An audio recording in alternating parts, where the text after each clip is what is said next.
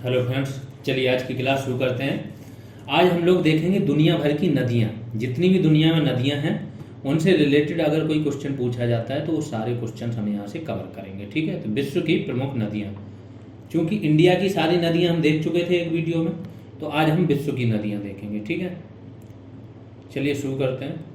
ये थोड़ा सा डेटा ज़्यादा है एक पेज में, तो देखने में हल्का सा आपको मेहनत करनी पड़ेगी, बट आई थिंक काफ़ी बड़ा है साइज, आप देख पाओगे आराम से। ठीक है, तो नदी का नाम है यहाँ पे, महाद्वीप है किस महाद्वीप में है, देश है किस देश में है, उद्गम स्थल है, गिरने का स्थान है और लंबाई है। इससे ज़्यादा क्वेश्चंस फिर ज़्यादा से ज़्यादा कोई एक विशेषता हो, जैसे तेल नदी किसे बोलते हैं या सबसे बड़ी नदी किसे बोलते हैं, वो भी यहाँ पे हमने दे दी है। तो सारी चीज़ें यहीं से ही पूछी जाती है। ठीक है, तो शुरू करते हैं। सबसे पहली नदी जो दुनिया की सबसे लंबी नदी भी है, नील नदी। ये कहाँ से है, कहाँ निकलती है मतलब, या कहाँ है ये नदी? तो अफ्रीका महाद्वीप में पाई जाती है। देश कौन कौन से? मिस्र, सूडान और युगांडा यहाँ पे है, क्योंकि ये मिस्र से जाके ये कहाँ गिर जाती है? भूमध्य सागर में। विक्टोरिया झील है, एक लेक विक्टोरिया है, वहाँ से ये निकलती है। कहाँ पाई जाती है लेक विक्टोरिया? केन्या, तंजानिया और युगांडा, यहाँ पे ये लेक है। भूमध्य सागर में ये गिरती है। दुनिया की सबसे लंबी नदी है, 6690 किलोमीटर इसकी क्या है? लेंथ है। इसके बाद इसके बारे में विशेष विवरण दिया गया है। नील नदी विश्व की सबसे लंबी नदी है।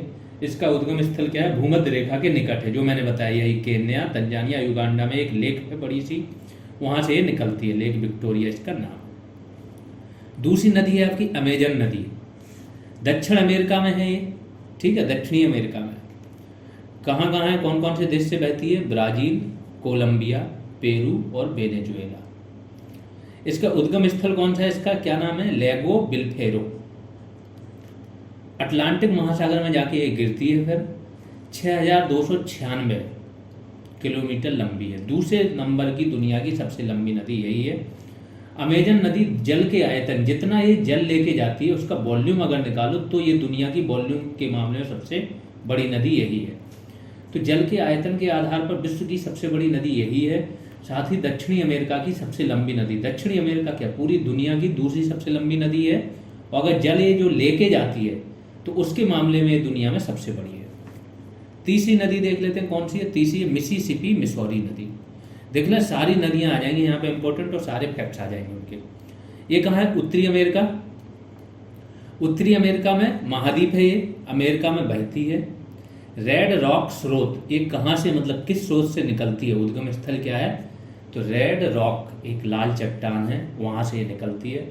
मैक्सिको की खाड़ी में ये गिरती है, अपना जल गिराती है। मैक्सिको की खाड़ी अमेरिका में देखोगे नीचे की साइड है, जहाँ मैक्सिको है वहीं बगल में अटलांटिक महासागर में। ठीक है, इसका 6240 किलोमीटर, तो इसकी भी लंबाई आपकी अमेजन से बहुत ज़्यादा कम नहीं है। ये 6296 थी, ये 6240 है। उत्तरी अमेरिका की ये सबसे लंबी नदी है, ये दक्षिणी अमेरिका की थी। फिर आते हैं यांग सी चांग या जियांग, कहीं कहीं इसको यांग टीसी क्यांग भी बोलते हैं, यांग टीसी क्यांग। तो ये चाइनीज नेम है, ज़्यादा इंपॉर्टेंट नहीं है नेम, इतना याद रखो, यांगसी बोला जाता है, शॉर्ट में इसको यांगसी बोला जाता है, यांग टीसी क्यांग या यांग सी चांग जियांग। ठीक है, ये कहाँ की है? एशिया में, एशिया महाद्वीप में, चीन देश में बहती है। तिब्बत के पठार से निकलती है, चीन सागर में गिरती है, जो दक्षिणी चीन सागर है। ठीक है, तो चीन के आसपास के सागर को चीन सागर बोल देते हैं लोग। वैसे दुनिया में एक ही देश है, हिंदुस्तान, जिसके नाम पे क्या है? हिंद महासागर का नाम है। अब तो अमेरिका ने इसको जियोपॉलिटिकल के रूप में इंडो पैसिफिक, पूरा जो हिंद महासागर है और प्रशांत महासागर, उसको इंडो पैसिफिक कहना शुरू कर दिया। तो अब सोचो, हिंद के नाम पे एक दो महासागरों को जोड़ दिया। ठीक है, इसके बाद इसकी लंबाई कितनी है? 5797 किलोमीटर, ये इसकी लंबाई है। ठीक है, विशेष इसके बारे में कुछ उतना खास है नहीं, तो विशेष इसमें नहीं दिया है। आगे आ जाते हैं अगली नदी पे। ये है ओबे, ये ओब इर्तिस, ओबे भी बोला जाता है या इसको बोला जाता है ओब इर्तिस नदी। ये भी कहाँ बहती है, किस महाद्वीप में? एशिया में। कजाकिस्तान और रूस दो देश हैं जहाँ से ये जाती है। अल्टाई पर्वत इसका उद्गम है, ये क्या है? उद्गम स्थल। ओब की खाड़ी जो है, खाड़ी क्या होती है? खाड़ी मीन्स एक प्रकार से समुद्री होता है। ठीक है, जहाँ पे कोई द्वीप हो और द्वीप के ऐसा हो, ठीक है, तो यहाँ पे आके पानी घुस जाए, ठीक है, तो ये हो जाती है खाड़ी, जैसे बंगाल की खाड़ी है, और यहाँ पूरा समुद्र है। 5,567 किलोमीटर की लेंथ है। तो जो ऊपर की 3 थी वो तो बहुत इंपॉर्टेंट थी। इसके बाद ओबिरतिस, फिर आती है एक दूसरी चीन की आ गई नदी, वांगो नदी, एशिया में बहती है, चीन में, मतलब एशिया महाद्वीप है, चीन में बहती है, चीन देश है। क्युनलुन पर्वत से निकलती है, चिहिल की खाड़ी में गिरती है और 4,667 किलोमीटर इसकी लेंथ है। ये आप एक लिस्ट बना लेना। लिस्ट में अगर 20 नदियाँ डाल ली और कुछ और एक्स्ट्रा फैक्ट डालिए तो दुनिया की नदियों के बारे में फिर आपकी चीज़ें गलत नहीं होंगी। अगली नदी एनसी। एनसी नदी कहाँ पे है? एशिया में, रूस मेनली, देश जो है रूस है। रन्नूओला पर्वत है एक, वो इसका उद्गम है, और आर्कटिक महासागर में एक गिरती है। आर्कटिक मतलब ऊपर जाके गिरती है, 4,506 किलोमीटर की लंबाई है। फिर कांगो नदी, ये बहुत इंपॉर्टेंट नदी है अफ्रीका में, ठीक है। कांगो नदी, कांगो नदी भी बोलते हैं या जायरे नदी भी बोलते हैं, ठीक है, कांगो से बहती है। अफ्रीका महाद्वीप है, अंगोला और कांगो 2 देशों में ये बहती है। लुआलिया व ला पूला के संगम से ये निकलती है। उद्गम क्या है? लुआलिया और ला पूला का संगम। अटलांटिक महासागर में ये जाके गिरती है, ठीक है, तो इस तरफ आके गिरती है। कांगो मतलब आपका, अगर अफ्रीका का मैप देखो तो नीचे ऐसे है, तो Congo DRC, democratic Republic of Congo यहाँ है, ठीक है, तो यहाँ से ये जाती है नदी और कहाँ जाएगी? इधर अटलांटिक महासागर तक। फिर आगे देखते हैं इसके बारे में। सबसे इंपॉर्टेंट फैक्ट क्या है? ये तो लंबाई तो है ही है। कांगो नदी भूमध्य रेखा को 2 बार काटती है, या कांगो नदी बोलो या जायरे नदी बोलो, तो ये नदी भूमध्य रेखा को अगर क्वेश्चन आए 2 बार काटने वाली नदी कौन सी है, तो यही है। फिर आ जाती है अगली नदी आमूर हेई लुंग चियांग, ठीक। ये इतनी इंपॉर्टेंट है नहीं, तो इसमें पड़ा हुआ था तो मैंने दे दिया, तो इस पर ज़्यादा फोकस नहीं करना। कहाँ एशिया, चीन और रूस से बहती है, सिल्का रूस, ये सब लंबाई ये इंपॉर्टेंट है नहीं। लीना भी बहुत इंपॉर्टेंट नदी नहीं है, एशिया में बहती है, रूस में। बैकाल पर्वत जो है रूस का, वो इसका उद्गम है, आर्कटिक महासागर में गिरती है, 4,268 किलोमीटर है। अगली इंपॉर्टेंट नदी ये आगे मैकेंजी नदी, ठीक है। मैकेंजी नदी कहाँ से? फिनले नदी के मुहाने से इसका क्या है? उद्गम है, और ब्यूफोर्ट सागर में गिरती है। नाइजर नदी, ये भी इंपॉर्टेंट नदी है, जिसको मैं इंपॉर्टेंट कहता जा रहा हूँ वो लिख लेना आप लोग। अफ्रीका में बहती है। कौन कौन से देश हैं? गिनी, बेनिन, माली, नाइजर और नाइजीरिया। गिनी और अफ्रीका जो है इसका उद्गम स्थल है गिनी में। गिनी की खाड़ी जो है यहाँ पे गिरती है, 4,184 किलोमीटर ये लंबी है। इस नदी को क्या तेल नदी भी कहा जाता है, ठीक है। फिर आ जाते हैं मिकांग नदी, ये भी इंपॉर्टेंट नदी है, एशिया में है, चीन देश में है, तिब्बत के पठार से निकलती है, दक्षिणी चीन सागर में गिरती है और 4,023 किलोमीटर लंबी है। तो एक तो आपको लंबाई का क्रम अगर पता करना हो तो वो भी यहाँ से मिल जाएगा। वोल्गा नदी, ये बहुत इंपॉर्टेंट नदी है, यूरोप में है, रूस देश है। बिल्डाई पर्वत जो है आपका, वहाँ से ये क्या है? उद्गम है इसका। कैस्पियन सागर में गिरती है। इसके बाद 3,687, सबसे बड़ी झील दुनिया की यही है, सागर नाम है बट झील है, ठीक है, खारे पानी की झील है। 3,687 किलोमीटर लंबी है। वोल्गा नदी यूरोप महाद्वीप की सबसे लंबी नदी है, साथ ही यह नदी भ्रंश घाटी से होकर बहने वाली भी नदी है। तो एक तो भ्रंश घाटी मैंने बताया था क्या था, जब चट्टाने हो तो एक बीच की चट्टान खिसक के नीचे चली जाए तो भ्रंश घाटी बन जाती है, यहीं से नदी बहने लगती है। तो यूरोप की सबसे बड़ी नदी कौन सी? लेक वोल्गा, मतलब नदी, रिवर वोल्गा। इसके बाद भ्रंश घाटी से भी ये बहती है। सैन फ्रांसिस्को एक नदी का नाम है, उतनी इंपॉर्टेंट है नहीं। द मिनास गिटेस, ब्राजील से उद्गम है, अंध महासागर में गिरती है, तो इतना इंपॉर्टेंट नहीं। फिर अगली नदी देख लो, सेंट लॉरेंस नदी, ओंटेरियो झील से निकलती है, सेंट लॉरेंस की खाड़ी में ये गिरती है और 3,058 किलोमीटर लंबी है। ब्रह्मपुत्र, सबने नाम सुना होगा, इंडिया में बहती है। एशिया महाद्वीप है, चीन, भारत, बांग्लादेश, 3 देशों से होकर जाती है। मानसरोवर जो झील है वो इसका उद्गम है, बंगाल की खाड़ी में गिरती है, 2900 किलोमीटर इसकी लंबाई है। अगली सिंधु नदी, एशिया, भारत, पाकिस्तान से बहती है। मानसरोवर झील के पास इसका भी उद्गम है, अरब सागर में गिरती है और 2880 किलोमीटर इसकी क्या है? लंबाई है। अगली नदी देखते हैं, डेन्यूब नदी, ये भी इंपॉर्टेंट नदी है, ठीक है, डेन्यूब नदी। ये ब्लैक फॉरेस्ट जर्मनी में इसका उद्गम है। तो ब्लैक फॉरेस्ट जो है आपके, ये ब्लॉक पर्वत है एक, तो ठीक है, वहाँ से निकलती है। और काला सागर में गिरती है, 2842 किलोमीटर की लंबाई है। अगली देख लेते हैं फरात नदी एशिया से बहती है, इराक देश है, करासुन, मूरत और नहरी संगम से निकलती है। सत अल अरब नामक एक सागर है, वहाँ गिरती है और 2799 किलोमीटर की लंबाई है। तो अब जो अगली इम्पोर्टेंट है मरे और डार्लिंग, ये दोनों इम्पोर्टेंट है, आगे चल के ये दोनों मिल जाएंगी तो मरे डार्लिंग कहलाती हैं, ठीक है। ऑस्ट्रेलिया में महाद्वीप है, ऑस्ट्रेलिया ही देश है। ऑस्ट्रेलिया महाद्वीप में बहती है और देश है ऑस्ट्रेलिया। इसके बाद कहाँ से निकलती है, तो ऑस्ट्रेलिया से ही निकलती है। मरे नदी में जाके गिरती है, मिल जाती है डार्लिंग नदी। 2789 किलोमीटर, ऑस्ट्रेलिया की सबसे लंबी नदी यही है डार्लिंग नदी, ठीक है। फिर अगली नदी है मर्रे नदी, ऑस्ट्रेलिया महाद्वीप है, ऑस्ट्रेलिया ही देश है। ऑस्ट्रेलियन आल्प्स से निकलती है, हिंद महासागर में ये गिरती है 2589 किलोमीटर। चूंकि ये दोनों मिल जाती हैं, ठीक है, डार्लिंग नदी आके मरे में मिलती है, मरे डार्लिंग कहलाती है। इसके बाद ये दोनों मिल के हिंद महासागर में गिरती है। फिर नेल्सन नदी वो नदी का ऊपरी भाग, ये उतनी इंपॉर्टेंट नहीं, हडसन की खाड़ी में गिरती है 2575 किलोमीटर, ठीक। पराग्वे नदी है, माटो ग्रासो ब्राजील के पठार से उद्गम है इसका। पेराना नदी में ये गिरती है और इतना ही है। फिर यूराल नदी है, यूराल पर्वत से निकलती है, कैस्पियन सागर में गिरती है।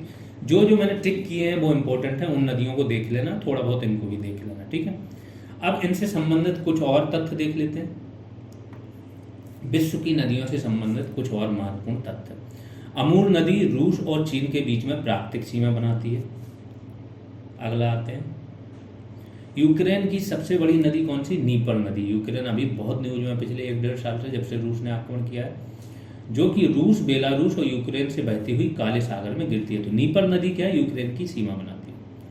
पो नदी इटली में बहती है, इसे इटली की गंगा कहते हैं, पो नदी को। जायरे नदी जिसे कांगो नदी भी कहते हैं, भूमध्य रेखा को 2 बार काटती है, फैक्ट मैं ऑलरेडी बता चुका हूँ। लिम्पोपो नदी दक्षिण अफ्रीका में बहती है, यह मकर रेखा को 2 बार काटती है, तो ये भी ध्यान रखो, मकर रेखा को भी 2 बार काटने वाली नदी है। पश्चिम अफ्रीका में बहने वाली नदी नाइजर नदी को तेल नदी के रूप में भी जाना जाता है। विक्टोरिया जलप्रपात, ठीक है, जाम्बेजी नदी पर स्थित है, जो कि जाम्बिया जिम्बाब्वे के मध्य बहती है और हिंद महासागर में बहती है। तो दुनिया का सबसे ऊंचा जलप्रपात कौन सा, एंजल जलप्रपात। उसके बाद दूसरे नंबर का जलप्रपात कौन सा है, उसके बारे में हिंट आपको मिल चुकी है, लेकिन आपको इसका आंसर कमेंट सेक्शन में बताना है, ठीक है। तो विक्टोरिया जलप्रपात कहाँ, जाम्बेजी नदी पर स्थित है। फिर मिसिसिपी और मिसौरी नदियां मिलकर मिसिसिपी मिसौरी नदी बनाती हैं। ये अमेरिका में बहती है मिसिसिपी मिसौरी नदी, जो कि उत्तरी अमेरिका की सबसे लंबी नदी है और मैक्सिको की खाड़ी में गिरती है। मैकेंजी नदी कनाडा की सबसे लंबी नदी है, ये भी इंपॉर्टेंट है मैकेंजी, ठीक है।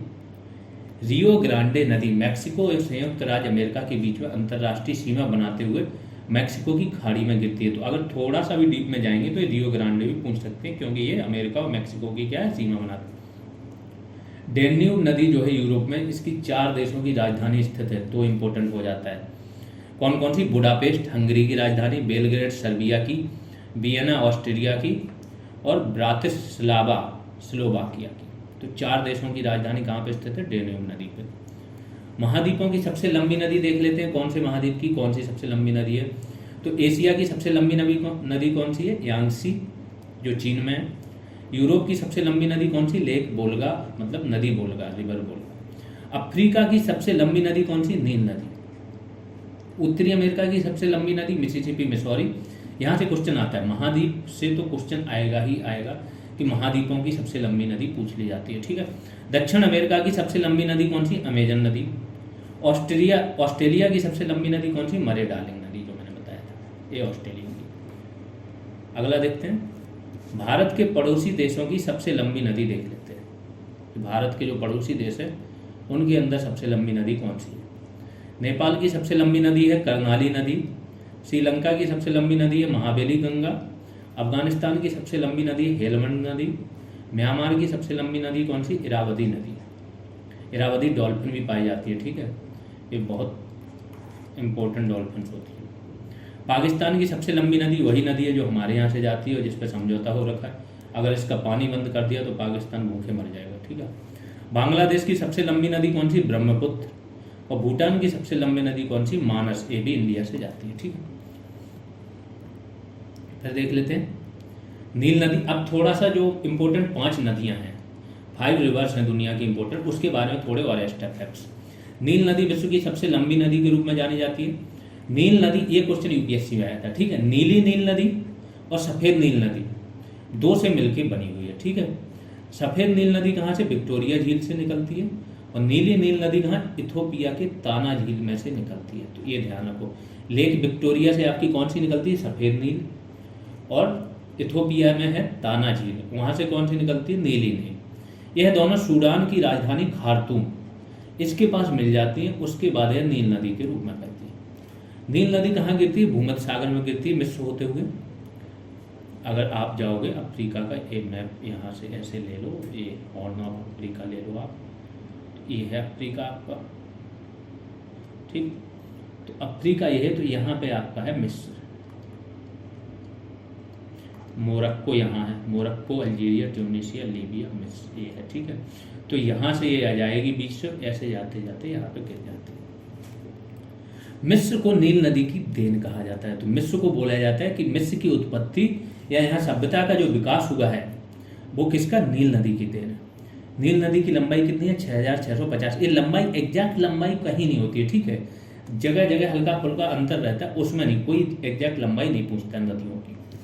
सूडान की राजधानी खार्तूम और मिस्र की राजधानी काहिरा, ये दोनों कहाँ है? नील नदी पर स्थित हैं। मिस्र देश में नील नदी पर आसवन बांध बना हुआ है। अगली अमेजन नदी के बारे में जान लेते हैं। अनेक धाराओं से मिलकर बनी अमेजन नदी की उत्पत्ति कहाँ? एंडीज पर्वत श्रृंखला से दक्षिण अमेरिका के पेरू देश में होती है, ठीक है। Peru, Chile, Argentina. तो पेरू आपका, ये नीचे जाओगे ऐसे करके है, दक्षिण अमेरिका का भी ये नीचे, तो यहाँ पेरू है आपका, फिर आपका चिली है यहाँ पे नीचे, और फिर ये अर्जेंटीना है, यहाँ से शुरू होता है, फिर ये ब्राज़ील है, ठीक है।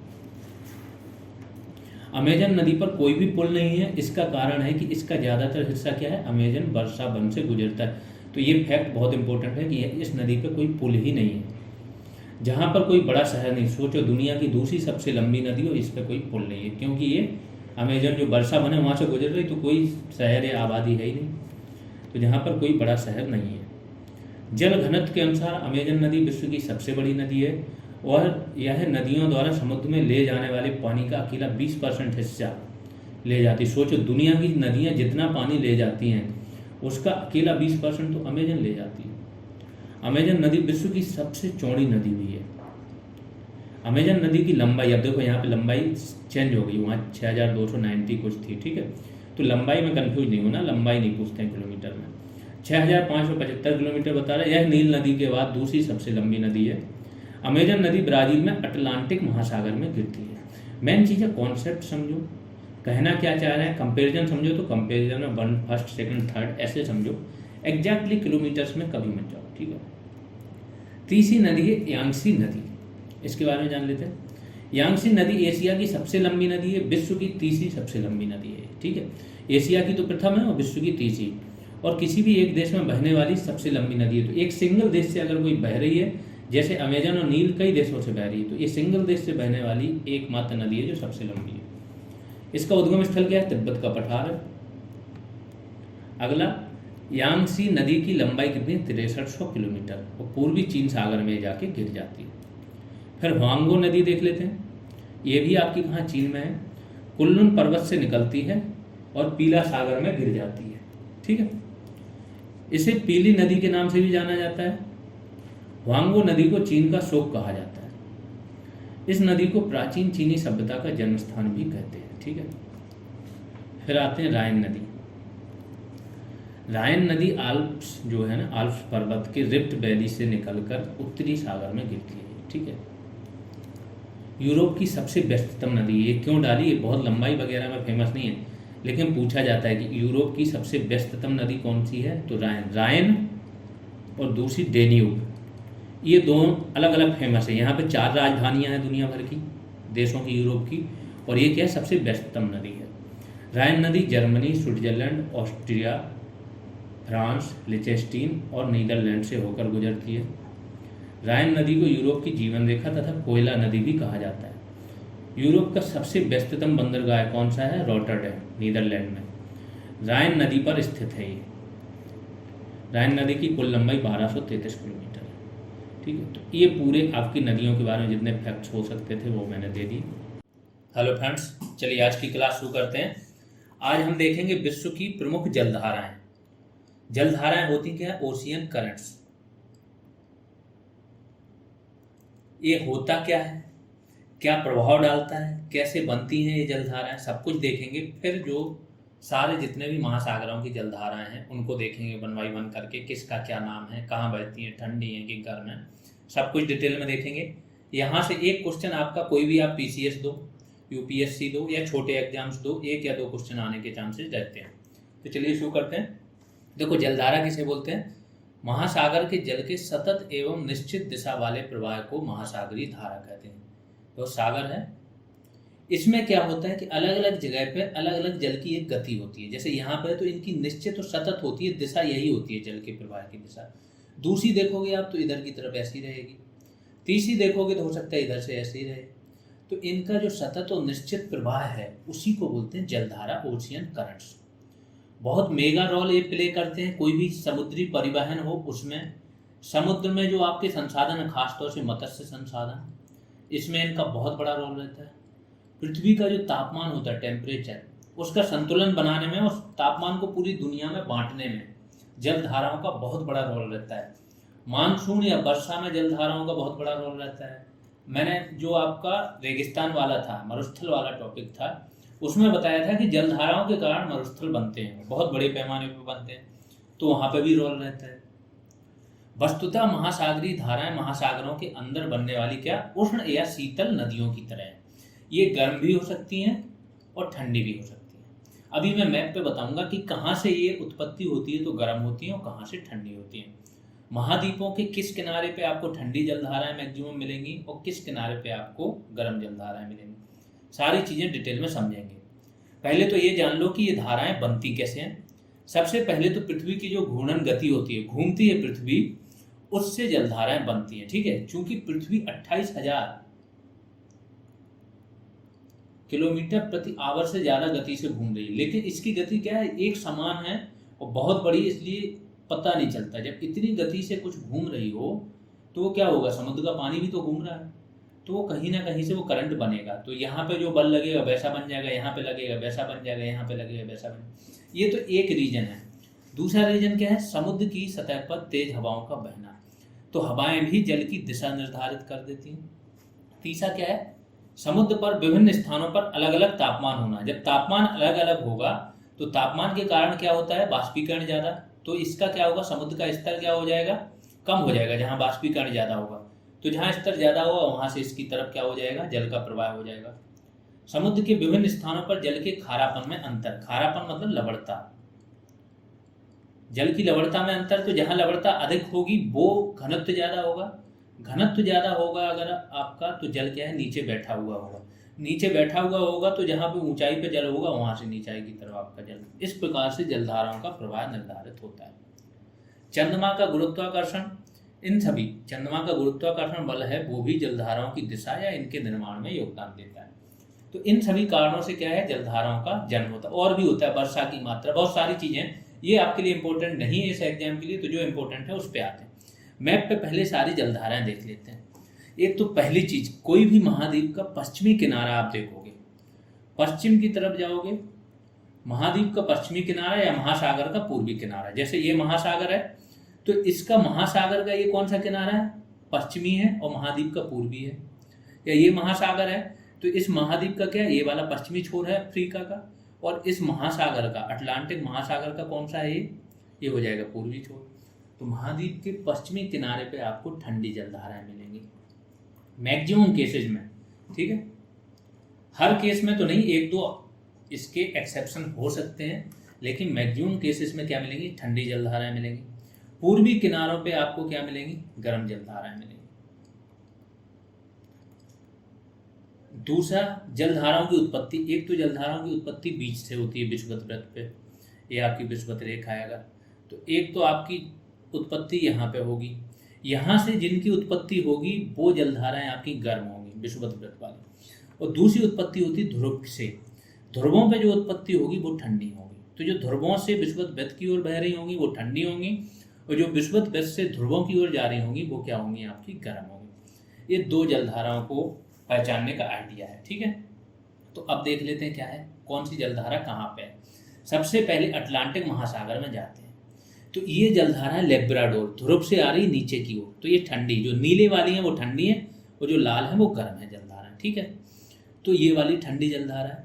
अगली आती है ये आपकी गल्फ स्ट्रीम जलधारा, विषुवत वृत्त से ऊपर की ओर जा रही, आगे चल के यही नॉर्थ अटलांटिक ड्रिफ्ट बनती है और नॉर्वे के तट तक जाती है। इस जलधारा का सबसे बड़ा महत्व क्या है कि नॉर्वे का जो तट है वो सर्दियों में भी आवागमन वहाँ पे क्या है, जहाज वगैरह जा सकते हैं, जमता नहीं है, जबकि बहुत सारे तट आसपास के जमे रहते हैं, ये नहीं जमता क्योंकि इस गर्म जलधारा का प्रभाव रहता है। तो ये यहाँ के व्यापार वाणिज्य के लिए बहुत बड़ा योगदान देती है ये वाली जलधारा। फिर आते हैं हम लोग केंद्रीय जलधारा, जो अफ्रीका है, अफ्रीका के पश्चिमी किनारे पे ठंडी जलधारा है केंद्रीय, ठीक है। ऊपर से नीचे वाली आ रही है ध्रुव से विषुवत वृत्त की ओर। फिर ये वाला नीचे वाले में देख लेते हैं, दक्षिणी अटलांटिक महासागर में एक बेंगुएला जलधारा आ रही है, ये आ रही है आपकी नीचे से ऊपर की ओर, तो ये क्या होगी, ठंडी होगी। इसके बाद यहाँ पे केंद्रीय तो आ ही रही है यहाँ से ठंडी। ब्राजीलियन जलधारा है ये वाली जलधारा, ये आपकी गर्म जलधारा है, ठीक है। पेरू तथा हम्बोल्ट, अब प्रशांत महासागर में चलते हैं। पेरू या हम्बोल्ट जलधारा ये ठंडी जलधारा है। याद रखो जो अल नीनो आता है ना, इसी जलधारा को रिप्लेसमेंट से आता है। वैसे तो ये ठंडी जलधारा है तो हमेशा यहाँ उच्च दाब बना रहेगा, उच्च दाब जब यहाँ पे बना रहेगा तो वर्षा यहाँ पे कम होती है नॉर्मली। अब ये पृथ्वी गोल है तो यहाँ का जो तट गया है ना, ये मिला है, यहाँ से घूम के यहाँ आता है ये तट, ठीक है। ये पूरा एक ही समुद्र है, पूरा प्रशांत महासागर। तो यहाँ से गोल अगर घूम के जाओगे तो आप यहाँ पहुँच जाओगे। तो जब यहाँ पे वर्षा कम होती है तो यहाँ पे वर्षा अधिक होती है, और यहाँ पे वर्षा अधिक होती है तो यही पवनें यहाँ आती है इंडियन में, तो ये भी वर्षा क्या करती है, अधिक होती है यहाँ पे नॉर्मल केस में। लेकिन 8 से 10 साल में क्या होता है, ये ठंडी जलधारा रिप्लेस हो जाती है गर्म जलधारा से। प्रतिविषुवती जलधारा एक आती है, ये वाली जो आ रही विषुवत रेखा से, ये इसको इससे रिप्लेस कर देती है। इस जलधारा से जब ये रिप्लेस हो जाएगी तो यहाँ पे उच्च दाब की वो जगह बन जाएगा निम्न दाब। निम्न दाब बनेगा तो यहाँ पे भारी मात्रा में वर्षा होगी, बाढ़ आएगी, बहुत सारा जो जैव विविधता है वो नष्ट हो जाएगी, और यहाँ पे कम वर्षा होगी, सूखा वगैरह पड़ेगा इन तटों पे, यहाँ पे और इंडियन तटों पे, ठीक है। ये हो गया अल नीनो वाला। तो पेरू हम्बोल्ट जलधारा। कैलिफोर्निया जलधारा, ये भी ठंडी है, अमेरिका के पश्चिमी तट पे कैलिफोर्निया पे। नॉर्थ अटलांटिक जो मैंने डायरेक्ट बोला था, यहाँ से भी आ रही है घूम के, ठीक है। इसके बाद विषुवती, जो विषुवत रेखा से जा रही है वो गर्म जलधारा होगी हमेशा। यहाँ पे आपकी अगुलहास एक जलधारा आती है, अगुलहास एक गर्म जलधारा है। बेंगुएला आपकी ठंडी है, अगुलहास गर्म है। अफ्रीका के एक पूर्वी किनारे पे आपकी अगुलहास है और पश्चिमी किनारे पे बेंगुएला है। यहाँ पे कुछ जलधारा हैं जैसे जापान में क्यूरोसियो और ओयासियो, ये दो जलधाराएं यहाँ पे जिक्र नहीं है इसमें।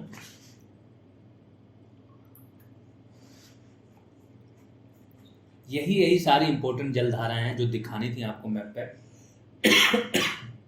अब आगे आते हैं, अब यहाँ पे फैक्चुअल चीजें देख लेते हैं। अब आपको समझ में आ गया होगा, एक तो जो जलधारा पश्चिमी किनारे पे होगी अधिकतर वो ठंडी होगी। दूसरी रीजन जो है कि अगर आपकी ध्रुव से नीचे की ओर आ रही होगी तो ठंडी होगी। तीसरा है कि अगर विषुवत वृत्त से ध्रुवों की ओर जा रही होगी तो गर्म होगी, पूर्वी किनारे पे होगी तो भी गर्म होगी। ऐसे आप जलधाराएं पहचान जाओगे। अब याद रखना इसको आसान होगा। अब सारी जलधाराओं के नाम। खाड़ी की धारा जिसको बोलते हैं गल्फ स्ट्रीम, अटलांटिक महासागर में बहती है। गर्म पानी की जलधाराएं अभी देख रहे हैं सारी, तो कहाँ बहती है, कौन सी है, नाम क्या है। उत्तरी अटलांटिक जलधारा, नॉर्थ अटलांटिक ड्रिफ्ट जिसको बोलते हैं, उत्तरी अटलांटिक महासागर में बहती है। अगुलहास धारा कहाँ बहती है, जो मैंने अभी बताया था, बेंगुएल, ये अफ्रीका है आपका, ये हिंद महासागर है और यहाँ अटलांटिक है। तो बेंगुएला यहाँ बहती है, ठंडी है, और अगुलहास यहाँ से बहती है, गर्म है। ठीक है। अलास्का की धारा उत्तरी प्रशांत महासागर में, ये भी गर्म है आपकी। क्यूरोसियो जापान, ठीक है, जापान में बहती है उत्तरी प्रशांत महासागर में, ये भी आपकी क्या है, गर्म है।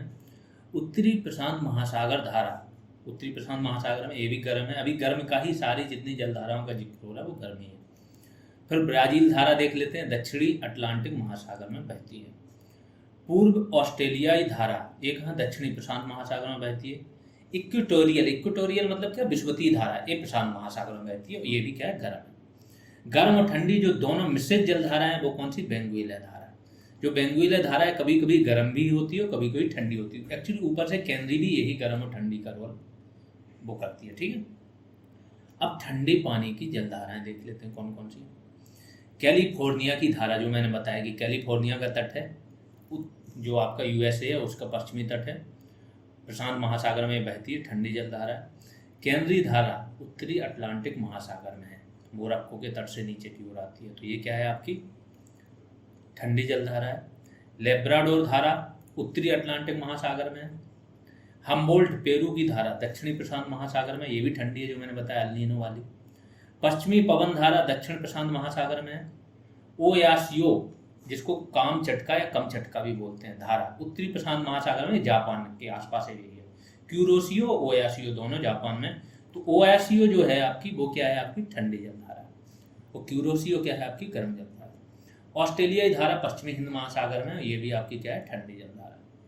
जलधाराओं से संबंधित कुछ और तथ्य देख लेते हैं। विश्व की सबसे तेज बहने वाली महासागरीय जलधारा कौन सी है, गल्फ स्ट्रीम जलधारा।